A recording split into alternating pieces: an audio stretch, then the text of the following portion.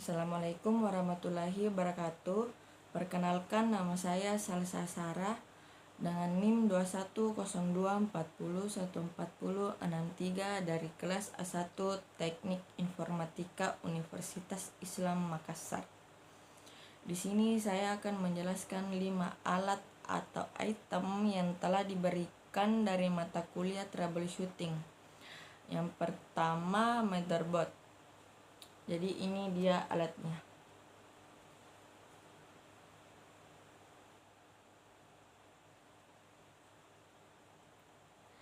Jadi motherboard adalah papan sirkuit cetak utama dalam komputer serbaguna dan sistem yang dapat diperluas lainnya. Ia menampung dan memungkinkan komunikasi antara banyak komponen elektronik penting dari suatu sistem seperti unit pemrosesan, pusat CPU, dan memori, dan menyediakan konektor untuk peripheral lainnya. Motherboard secara khusus berarti PCB dengan kemampuan ekspansi seperti namanya. Papan ini sering disebut sebagai induk dari semua komponen yang terpasang. Motherboard menyediakan sambungan listrik yang menghubungkan komponen-komponen lain dalam sistem. Komponen penting dari motherboard adalah chipset, pendukung mikroprosesor yang menyediakan antarmuka pendukung antara CPU dan berbagai bus dan komponen eksternal. Motherboard diproduksi dalam berbagai ukuran dan bentuk yang disebut form factor. Motherboard modern menggunakan kapasitor elektrolit untuk menyaring daya DC yang didistribusikan di sekitar papan. Kapasitor ini menua pada tingkat yang bergantung pada suhu, karena elektrolit berbasis airnya perlahan menguap. Hal ini dapat menyebabkan hilangnya kapasitansi dan fungsi motherboard berikutnya karena ketidakstabilan tegangan. Sementara sebagian besar kapasitor dinilai untuk 2 jam operasi pada 105 derajat Celcius masa pakai. Desain yang diharapkan kira-kira berlipat ganda untuk setiap 10 derajat Celcius di bawah ini. Pada 65 derajat Celcius, masa pakai 3 hingga 4 tahun dapat diharapkan. Namun banyak produsen mengirimkan kapasitor di bawah standar, yang secara signifikan mengurangi harapan masa pakai. Pendinginan casing yang tidak memadai dan suhu yang tinggi di sekitar soket CPU memperburuk masalah ini. Dengan blower atas, komponen motherboard dapat dijaga di bawah 95 derajat Celcius yang secara efektif menggandakan masa pakai motherboard. Di sisi lain, motherboard kelas menengah dan atas hanya menggunakan kapasitor padat untuk setiap penurunan suhu 10 derajat Celcius. Masa pakai rata-rata kapasitor akan berlipat ganda sekitar 3 kali hingga menghasilkan harapan hidup 6 kali lebih tinggi pada suhu 65 derajat Celcius. Kapasitor ini dapat diberi peringkat untuk 5.000, 10.000, atau 12.000 jam operasi pada suhu 105 derajat Celcius sehingga memperpanjang masa pakai yang diproyeksikan dibandingkan dengan kapasitor padat standar. Framework board dalam desain motherboard kompatibel IBM PC modern berisi BIOS. Seperti halnya ROM board pada IBM PC asli atau UEFI. UEFI adalah penerus BIOS yang menjadi populer setelah Microsoft mulai mensyaratkan agar sistem disertifikasi untuk menjalankan Windows 8. Jadi adapun beberapa komponen yang termasuk di dalam motherboard, yaitu yang pertama adalah RAM, kemudian yang kedua prosesor. Jadi itulah tadi penjelasan mengenai motherboard Kemudian yang kedua, power supply. Jadi ini dia alat dari power supply.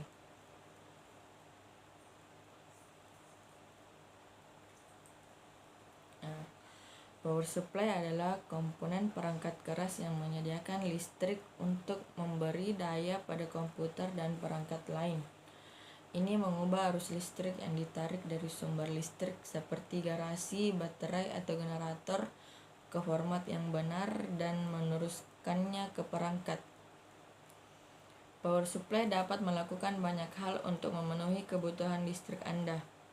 Anda dapat mengubah tegangan naik atau turun, mengubah daya menjadi arus searah, dan mengatur daya untuk tegangan output yang lebih lancar.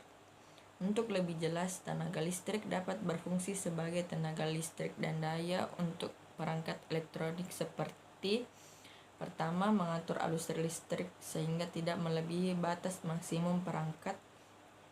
Kemudian yang kedua, menjadi sumber daya cadangan melalui baterai.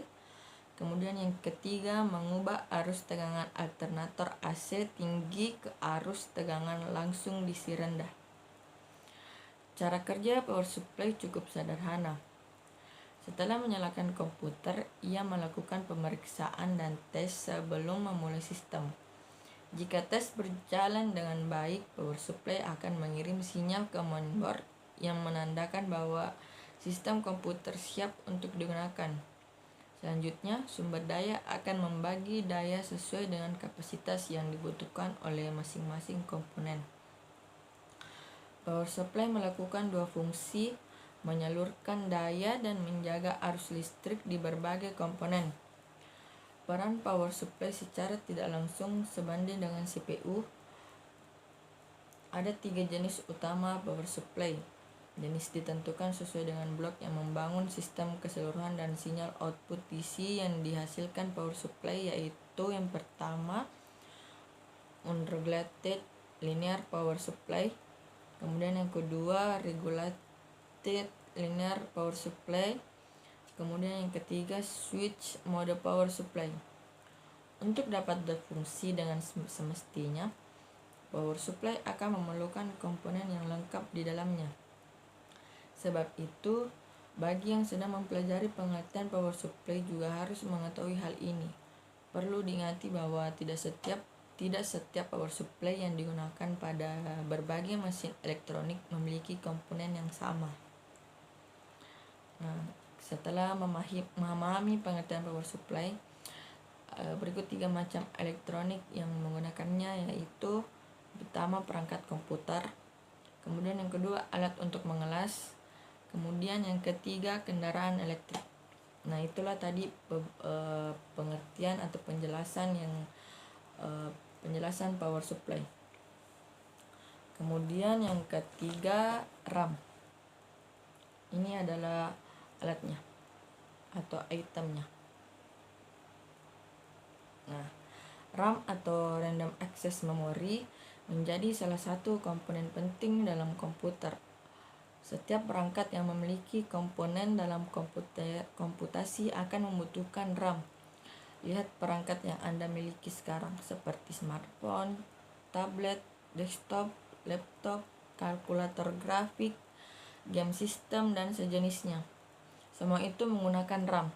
RAM sendiri juga memiliki beragam jenis walaupun pada dasarnya memiliki tujuan yang sama. RAM hadir dalam berbagai bentuk yaitu dari kapasitas berukuran MB atau GB, kecepatan berukuran MHz atau IHZ, dan juga arsitekturnya. Ketika Anda ingin menggunakan laptop atau komputer, perlu untuk mempertimbangkan aspek-aspek tersebut. Kebutuhan jenis RAM didasarkan pada pekerjaan yang Anda lakukan. Hal ini untuk memutakhirkan sistem komputer. RAM sangat mempengaruhi kinerja komputer karena operasinya berkaitan dengan jumlah memori yang terkandung pada program yang dijalankan.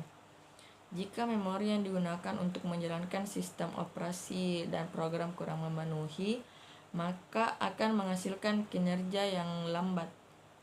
Semakin banyak memori RAM yang dipakai komputer, maka informasi dan perangkat lunak yang dapat dimuat akan terproses dengan cepat.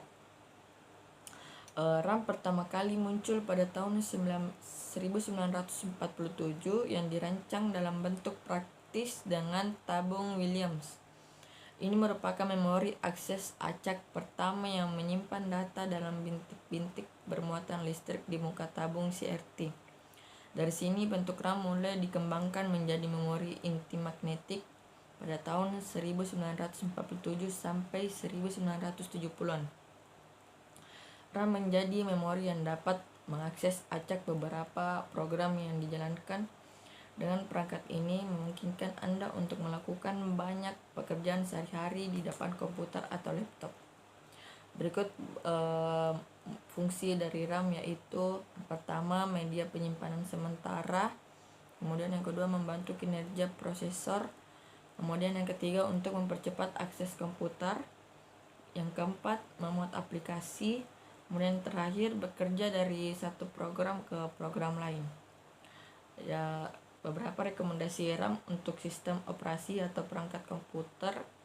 Yang pertama 4 GB RAM, kemudian yang kedua 8 GB RAM, kemudian yang ketiga 16 GB RAM. Nah, untuk cara pemasangan RAM pada motherboard yaitu seperti ini. Pertama kita buka dulu klipnya, kemudian kita masukkan, kemudian ditutup kembali. Nah, seperti itulah pemasangan RAM pada motherboard. Kemudian yang keempat, prosesor. Ini adalah alatnya. Komputer memiliki prosesor adalah otak dari sebuah komputer. Secara rinci, pengertian prosesor adalah sebuah komponen LC yang dapat mengontrol semua proses yang berjalan pada sebuah sistem komputer dan dapat digunakan sebagai pusat atau otak dan dapat melakukan perhitungan dan menjalankan tugas. Posisi prosesor pada komputer adalah terletak di soket motherboard. Kita juga mengganti, upgrade maupun downgrade asalkan soket yang ada di motherboard sesuai. Jenis dan kapasitor prosesor mempengaruhi kecepatan dan sebuah komputer dalam menjalankan aplikasi atau program. Prosesor memiliki kegunaan yang paling penting di sistem komputer, sebab prosesor dapat berfungsi untuk memanajemen arus data agar terhindar dari stuck data dalam melakukan operasi komputer. Selain itu, prosesor dapat menggunakan perhitungan rumus yang sangat rumit dan akurat. Prosesor dapat mengolah data dan menyimpan sementara pada RAM karena proses yang dilakukan prosesor sangat cepat. Kemudian bagian-bagian yang ada pada prosesor memiliki 3 bagian yang penting, yaitu arithmetic logical, kemudian yang kedua control unit, kemudian yang ketiga memory unit. Cara kerja prosesor yaitu kecepatan prosesor dilihat dari kecepatan dalam melakukan pemrosesan data dengan satuan Hz. Contohnya 500 GHz, yang artinya prosesor pada komputer dapat menjalankan perintah 5.000 miliar perintah dalam sekali kerja. Dengan banyaknya data yang diproses mencapai miliaran, ini suatu hal yang sangat luar biasa. Dengan kegiatan kerja yang banyak ini, manusia tidak akan mampu untuk menjalankannya secara manual. Penggunaan komputer sekarang ini memiliki 2 prosesor unggulan, yaitu Intel dan AMD. Kedua perusahaan prosesor ini bersaing untuk menjadi pemenang dan menghadirkan prosesor atau otak komputer yang paling canggih dan cepat. Kedua produser prosesor komputer tersebut memiliki kelebihan dan kekurangannya masing-masing. Soal ketahanan digunakan berjam-jam maupun berhari-hari, Intel lebih unggul sedangkan AMD banyak digunakan untuk menjalankan game karena memiliki lebih baik dalam hal proses grafik. Berhubung saya menggunakan proses Intel, Jadi proses Intel adalah proses komputer yang paling banyak digunakan pada komponen laptop di seluruh dunia. Produk proses ini juga yang paling populer di Indonesia. Terlebih lagi, pengguna komputer yang sudah pasti mengenal brand prosesor ini meskipun sangat terkenal. Intel memiliki saingan yang berat dari segi produk, yaitu AMD. Prosesor Intel adalah sebuah produk prosesor keluaran dari perusahaan terkenal Intel Corporation. Pada tahun 1968, Intel Corporation sudah berdiri dan menjual produk prosesornya. Di Amerika, produk prosesor Intel pertama kali dikembangkan. Ada beberapa contoh seri dari produk prosesor Intel seperti Intel Atom, Intel Celeron, Intel Core 2, Intel Core i3, Intel Core i5, Intel Core i7, dan yang paling terbaru Intel i7. Jadi cara untuk memasukkan prosesor pada motherboard yaitu yang pertama kita buka dulu, terus masukkan.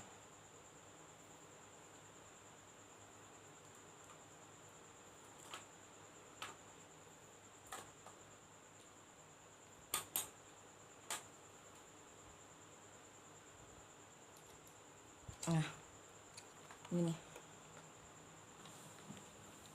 Kemudian, nah itulah tadi penjelasan dari prosesor. Kemudian yang terakhir VGA card. Ini dia alatnya. Jadi VGA card biasa disebut dengan display adapter atau graphic card.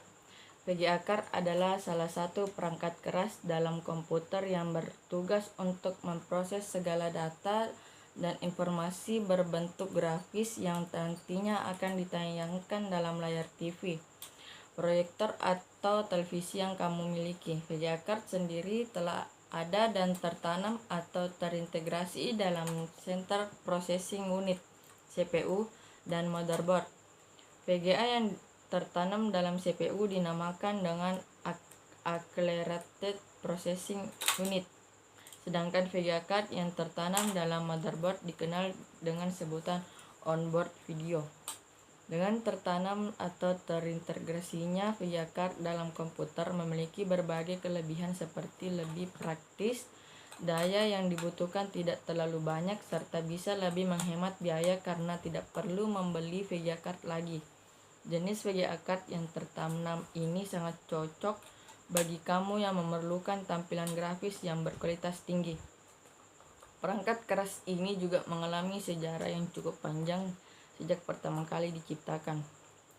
VGA card yang pertama dibuat pada 1981 oleh IBM. Fungsi dari VGA card yaitu CPU dan VGA card adalah dua perangkat yang saling terhubung sehingga VGA card mampu mengambil data yang terdapat dalam CPU untuk kemudian diproses dan ditampilkan dalam layar monitor. VGA card berfungsi untuk mengolah berbagai data grafis yang ada dalam komputer seperti decoding dan merender grafis 2D maupun 3D maupun. Selain itu, kartu VGA juga mampu menghubungkan perangkat komputer dengan perangkat televisi atau ke beberapa layar monitor dalam satu waktu. Dan juga dalam VGA card terdapat sound card sehingga bisa menghasilkan output suara ke perangkat yang telah terhubung seperti televisi. Komponen VGA card adalah perangkat keras berbentuk papan dengan beberapa komponen yang terletak di atasnya. Komponen-komponen tersebut diantaranya memori, grafis, processing unit, dan heatsink. Cara kerja VGA card yaitu yang pertama, ketika sebuah aplikasi dijalankan pada komputer, maka secara otomatis aplikasi tersebut akan meminta bantuan kepada driver VGA dari Kemudian driver VGA akan langsung bekerja untuk mengambil data digital dari aplikasi tersebut untuk kemudian dikonversikan menjadi format tertentu yang dimengerti oleh VGA card. Kemudian driver akan mengirimkan format data kepada VGA card untuk dilakukan proses rendering. Setelah proses rendering selesai, data akan disimpan pada memori VGA dan CPU akan kembali data tersebut dan mengubahnya menjadi piksel gambar. Pada tahap ini, piksel masih akan dikirim ke video RAM yang terhubung langsung dengan RAM di IC. RAM di IC akan menerjemahkan piksel gambar ke sinyal analog agar bisa diterima oleh monitor. Terakhir, RAM di IC akan mengirimkan gambar ke layar monitor sebagai hasil output. Jadi itulah tadi penjelasan dari 5 alat atau item. Sekian dari saya. Assalamualaikum warahmatullahi wabarakatuh.